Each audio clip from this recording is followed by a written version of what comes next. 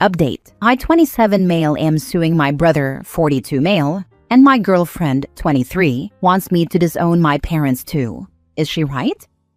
Original post. I previously deleted the original post just to be safe. But here's a summary. After I got a degree in computer science, my brother and his 2 partners recruited me to work a summer for them. They wanted me to set up their infrastructure for their new company in finance and investments. One summer turned into 2 years of free work as a secretary, receptionist, systems tech, personal assistant, accountant, research analyst. They paid me about 4 or 5 times, totaling around $7,000 to $8,000 in 2 years. When I left to start grad school, they were mad that I wouldn't stay. When I finished grad school and put them on my resume, they lied to prospective employers about me. They denied I worked for them and said I was trying to use my brother's name to get ahead. They also accused me of visiting their office and sexually harassing female employees they never even had. I called them to ask them about it, and they, including my brother, just laughed about the whole thing and said I was getting what I deserved. Kind of like, it's what you get when you mess with us. My counselor and some other people from school, including my headhunter, helped me get a job. But I had to sue my brother and his partners for slander and other things. My brother called me to laugh about the lawsuit when they got served, but now they're scared and my brother has my dad pressuring me to drop the lawsuit and just sit down with them both to work something out. My dad called this just a little big brother bullying little brother nonsense and demanded I drop the lawsuit. He and my mom uninvited me to Thanksgiving at their house, but my mom pretty much tried to stay out of it. I could tell this was hard for her. Now for the update. There's very little to update legally in terms of the lawsuit, but I had a laptop that contained lists of clients that my brother and his partners stole from their respective employers before they left to start the company. I didn't want to turn those files over to my attorney because things are bad enough for them already. My girlfriend had a different opinion. She wants me to just absolutely let them have it and crush them. I called my attorney and told him I had the files and dropped them off at his firm on the 9th. On the 10th, I got a call from his firm saying that my attorney needed to see me that very day. I went in, and he said that the files would be turned over to the U.S. Attorney's Office, so it's out of our hands now. But he really wanted to talk to me about my parents. He spoke to my dad and basically said that my dad is a world-class prick. He's going to subpoena both my parents to testify at a deposition and probably at trial if we make it that far. He wanted me to prepare myself for what they might say about me. He made it clear there is no turning back now. I didn't pay anything for my attorney to take the case, so his firm is very financially invested in this now. Basically, they're calling the shots.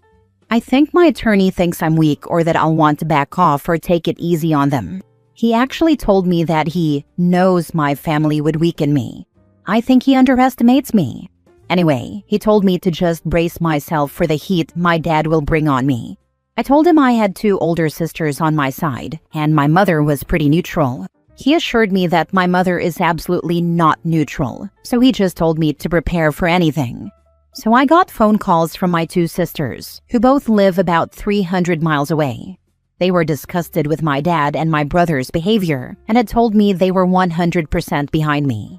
Now they told me that my girlfriend and I are uninvited to go see them and their children this Christmas. They told me they loved me, but that I needed to back off of this lawsuit. This was a little bit of a shock. It didn't crush me, but it wasn't easy to hear. They won't be contacting me anymore and want me not to contact them, and they said they have their reasons. They both cried when they called, but I stayed calm. They also emailed my girlfriend to let her know about being uninvited to their homes for Christmas. My girlfriend blasted them both with a very scathing response that I wish she hadn't sent, but it's her decision how she responds to them. My dad is getting a little out of control. He confronted me and my girlfriend outside the house of a family friend who had us over for a holiday get-together on Sunday night. It got heated, and I said some things that were probably below the belt and made him almost cry. His eyes watered, and he was trying not to cry. Then my girlfriend jumped in and blasted him like she did my sisters. Basically, she's on a roll right now. I can tell the gloves have come off for her. My mom just stayed in my dad's truck and watched, but she couldn't hear anything, I don't think. For now, there's nothing else going on. Oh, one other thing. My attorney said my brother and his partners closed doors on their business already. They went under. They have filed some puzzling and contradictory responses to our lawsuit, which surprises me because my brother is smarter than that, usually. They have now changed attorneys and retained a reputable firm. The first thing the new attorneys did was ask what it would take to settle. My attorney says their new attorneys are smart. They know it will be a bloodbath in court. I guess I'll just have to wait and see where it goes from here. But some of you commented from experience that the blowback from legal battles like this tears families apart for decades sometimes. I can see how this can happen and probably will. Now for the top comments before reading the last update. You're absolutely in the right here. I am sorry your sisters turned their backs on you like that, but your girlfriend seems to have a good head on her, if a little heated. Rifts can heal, but you do not deserve to be treated this way. Good luck. And make sure to keep us posted. Yeah, when my dad told us that it should tell us something, that the family's on his side and knows we're wrong, my girlfriend told him something like, there's a big difference between people taking your side and people knowing you're right. They took your side because they owe you money, and you coerced them into it. But they know you're in the wrong here. It should tell you something that you have to bribe people to be on your side. That's what should clue you in that you're wrong.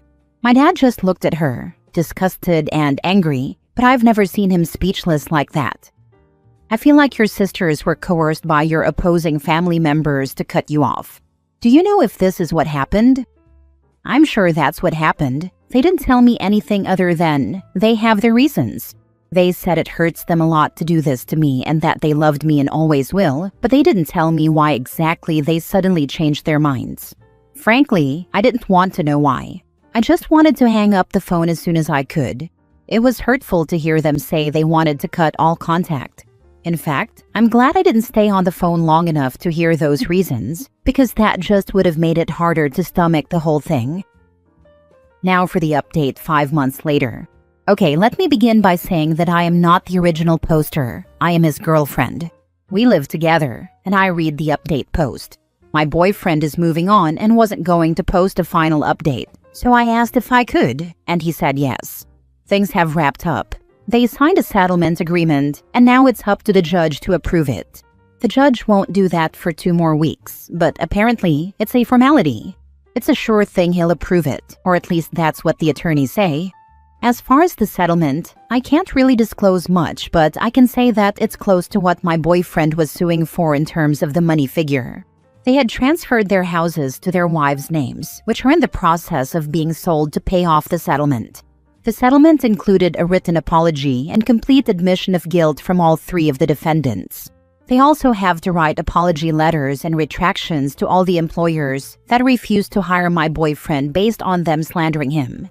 I think there were 4 companies in all. All 3 of them had their licenses taken away and will never work as financial advisors again in any state. They will also face a criminal investigation due to some forged signatures on some of the deals they made, which will lead to conviction but probably no jail time, according to the experts. Financially, they are beyond ruined, which is what I thought they deserved the whole time.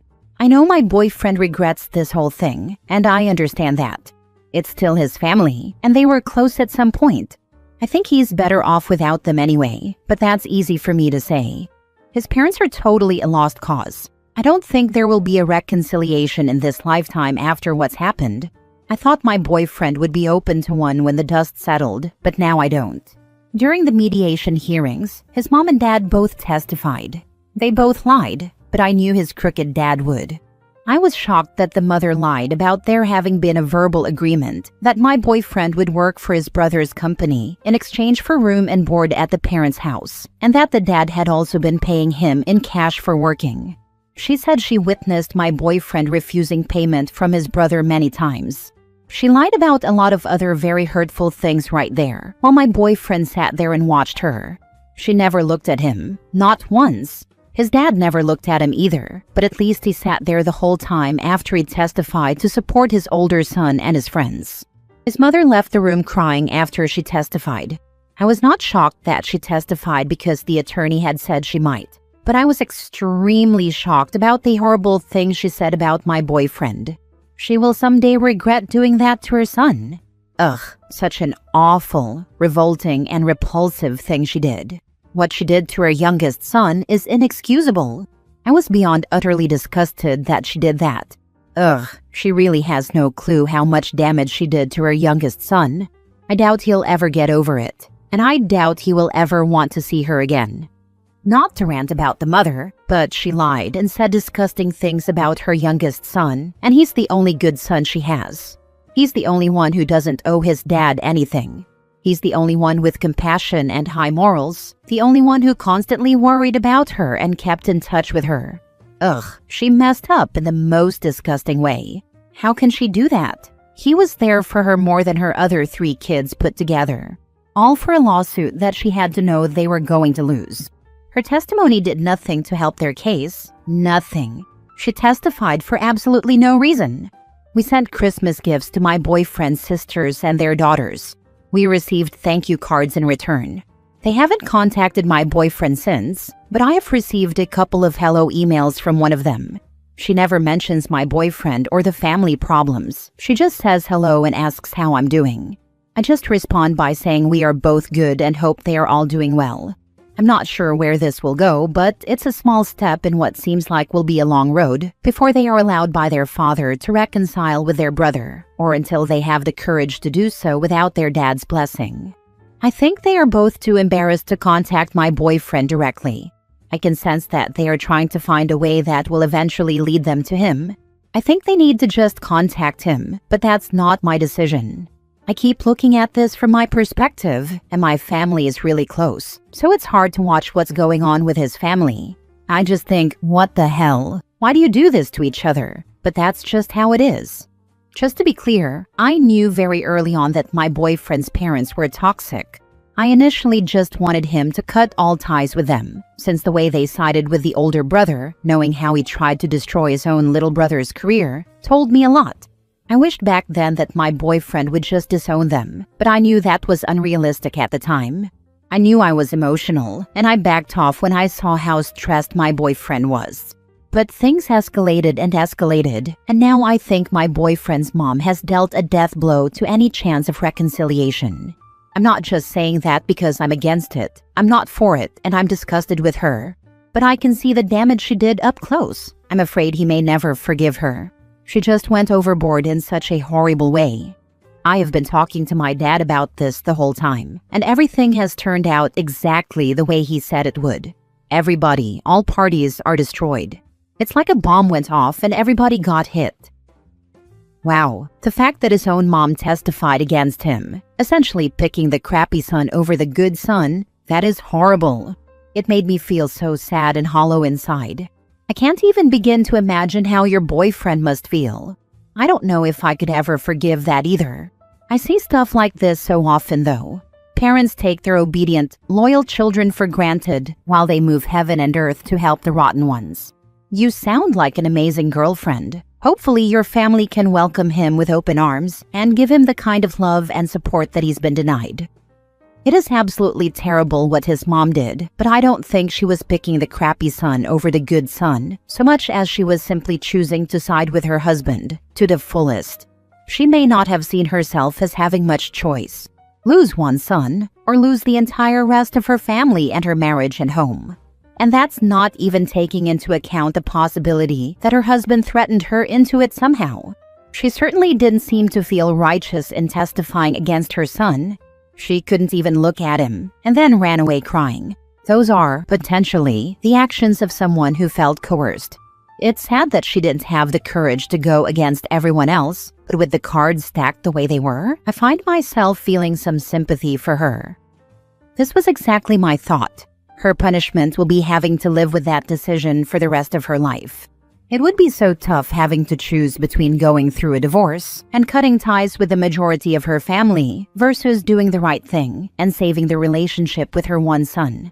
I would hope that in that situation I would do the right thing, but there might be more barriers than we know about in her moral predicament. I suspect that the majority of people who are emotionally vulnerable or easily coerced would probably side with their partner in the situation. You'd have to have ironclad determination and the willpower to uphold your moral beliefs in this situation and be willing to risk everything for what is right. To be honest, I don't think I can give her that much benefit of the doubt. She had choices. She would not have been financially strained even if she lost her husband. She knew that because my boyfriend always let her know that before things got really ugly when they were still talking. She had a choice, and she knew how disgusting a person her husband is to everybody he comes in contact with.